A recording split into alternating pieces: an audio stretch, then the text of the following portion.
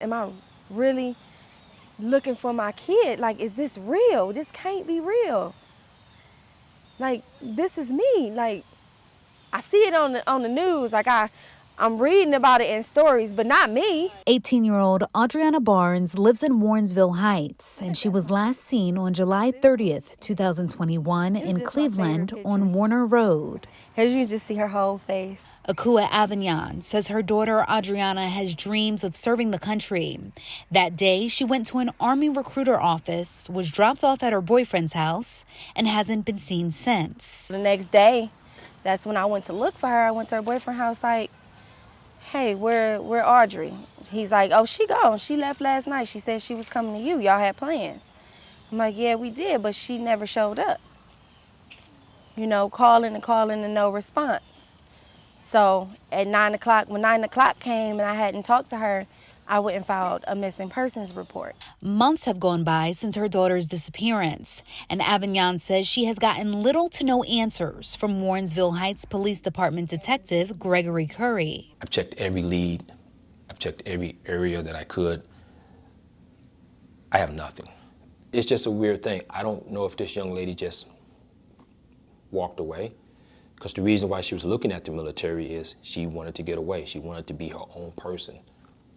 But then she never went back. She never contacted those guys again.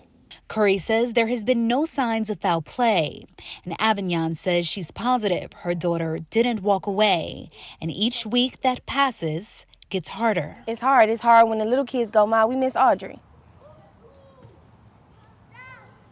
Where Audrey at? That's hard to think about what she could be going through, and I'm sitting in the living room. Avignon's frustration with the lack of progress has forced her to do what many families of missing persons in Cleveland have done: start looking themselves. So if by chance somebody on Warner Road saw her, if they see her picture again, then it could be helpful.